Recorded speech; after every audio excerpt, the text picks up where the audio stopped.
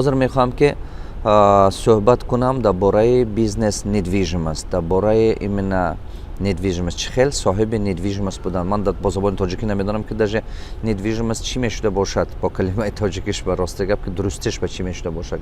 Сохтмон гӯем, сохтани сохтмон мешавад. Агар бизнес недвижимост гӯем ва дар даруни вай беҳад бисёр направлениҳо ҳаст. То есть ҳар хел намудош ҳаст, классош ҳаст, чизаш.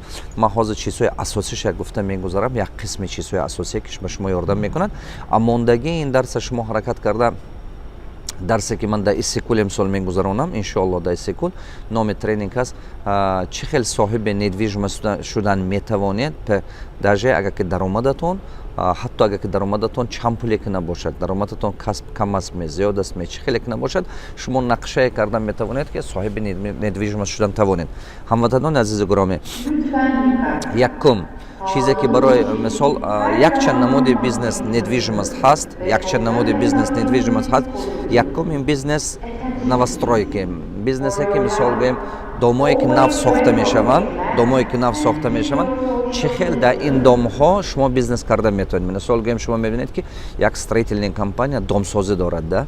Домсозӣ кардааст. Чӣ хел карда метавонед ки шумо дар ҳамон домсозии ҳавай шумо ҳам соҳиби ҳамин даромад шавед? Вақташ ман якумин миллионе ки ман кор карда будам, ҳамин ҳисоби недвижимост кор карда будам. Ман чӣ хел карда будам? Дар Алмато, дар Астана, дар Москва солҳои 2003, 2004, 2005 ҳамин хел як бора недвижимост қимат шуда рафтан гирифт дар сарзамини Астана, дар Москва, дар дигар ҷо. Аз ҳамин новостройко домое ки нав дом месозанд, ҳамонҷо вақти аввали сохтмон ба ҳаракат карда ақаллан шумо якта якхонаги гиред, ақаллан якта якхонаги. Ман ҳозир мефаҳмонам барои чӣ. Ақаллан агар ки доме дидед ки ҳамин дом ҷош ҷои хуб бошад, ҳама ҷо ҷош ҷои хуб бошад, ақаллан якта якхонаги гиред. Ақаллан як қисме чӣ ба осон аст ина гирифтан? Осон аст ҳамон ҷоба ки шумо агар ки даромади доимӣ дошта бошед, стабилне доход дошта бошед, даромади доима дошта бошед, камтар сармоя дошта бошед, мисол гӯем аз ҳамин нархи ҳамин хона, якхонага, духонага нархаш мисол гӯем агар ки 20% ҳавай ё 30% ҳавай пули ҳавай дар дасти шумо бошад, аз пули ҳамон хона албатта рафта гапзанон кунед ҳамон компания ки домсозӣ дорад, ҳамон ба рафта гапзанон кунед, ҳамон 20% 30% теду ин пешпардохти аввал мешад, ба мондагиш ба график кунед, то ва ё сохтмонро тамом кардана шумо ҳамин пула кор карда аста додан мегиред. Ман ҳамин хел кардаги будам аввал. Ина бизнеси новостройка мегӯем мо.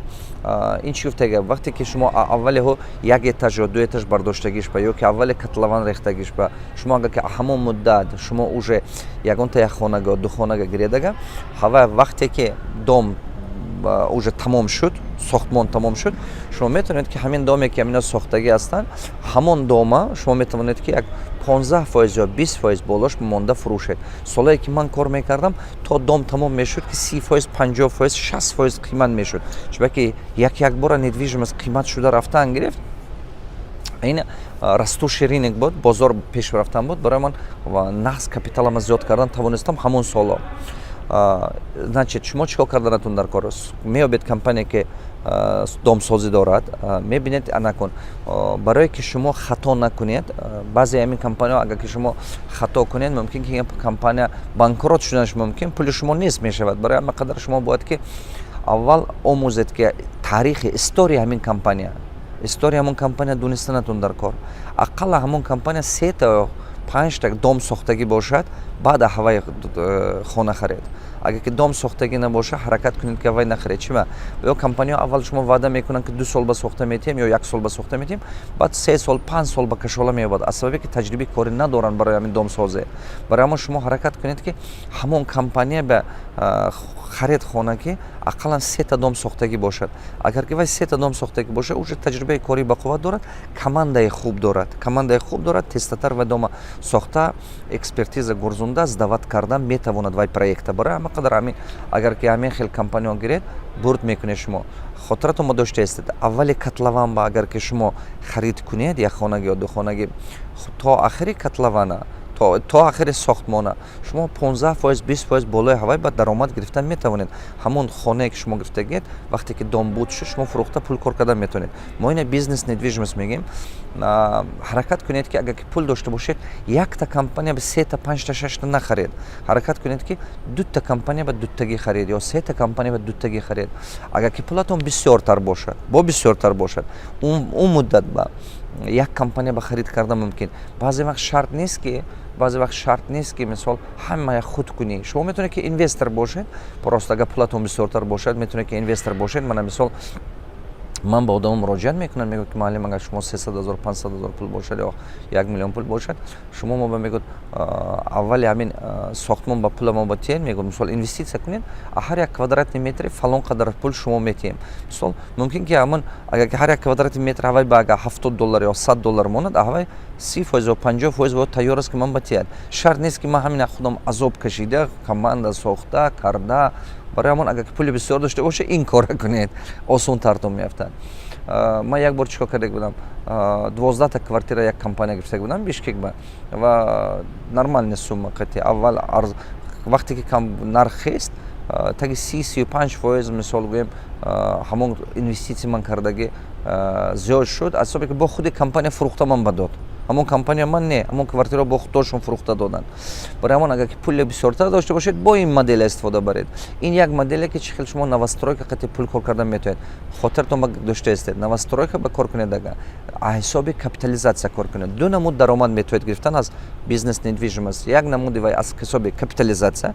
ин чӣ гуфтага, вақте ки шумо пул вложен мекунед, гӯем $100 ва $120 мешад, то есть нархи ҳамон иморат аст недвижимост зиёд мешад, шумо ҳава қиматтар мефурӯшед, пул кор мекунед. нархи ҳамон актив. ин як ҳисоби даромад, капитализатсия. дуюм ҳисоби даромад ин пассивный доход. пассивный дохода шумо мегиред аз ҳисоби сдача аренда ба, ё ки аренда ба метиҳед, ё ки мисол иҷора ба месупореду, амон то есть иҷора ба метиҳеду ба ҳавай ҳар моҳ даромад гирифтан мегиред. ина мо мегӯем пассивный доход. пас ё аз ҳисоби пассивный доход шумо даромад карда метавонед, ё аз ҳисоби капитализатсия. акон капитализатсия ба шумо даромада як бора зиёдтар карда метавонед гирифтан, ё ки интизор шудад 1 сол 2 сол 3 сол меистеду баъд ё 5 сол меистеду баъд аз ҳисоби капитализатсия даромад мегиред.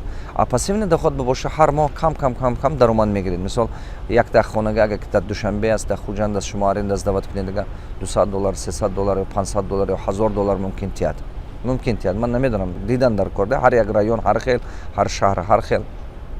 барои ҳамон шумо агар ки дар давлатҳои бегона ҳам зиндагӣ кунед, дар Москва, дар бисёри шумо мана тамошо мекунед дар давлатҳои бегона, дар давлатҳои бегона ин кора кардан беҳад осон аст. ман барои ҳама шумо васият мекунам ки ҳама вақт агар ки пасандоз дошта бошед, мисол гӯем $10,000 пасандоз дошта бошед, ҳамин 3000-аша, то 30% ҳамина ҷудо кунед барои бизнес недвижимост. 30% ҳамина ҷудо кардан, ҷамъ карда аста ҳамин пула шумо аста метавонед ки баъд бизнес недвижимост кунед. ҳамон чӣ хеле ки ҳозир ман фаҳмондам, ҳамон строительни компанияҳо дар ҳамон шаҳрҳо ҳама беҳад бисёр аст ки ҳозир дар Москва беҳад бисёр аз ҳисобе ки 60% домои кӯна канда нав карда истоданда, чунумашия реноватсияда шуда истодааст Москва, балисаҳо, мактабҳо, бисёр дигаргуниҳо шуда истодааст. бо ман дар ин бора ҳозир бо гуфта мегузарам баттатар, бисёр чизҳои хуб гуфта мегузарам, барои ҳамон диққат карда гӯш кунед. ин якум направление буд бизнес недвижимост.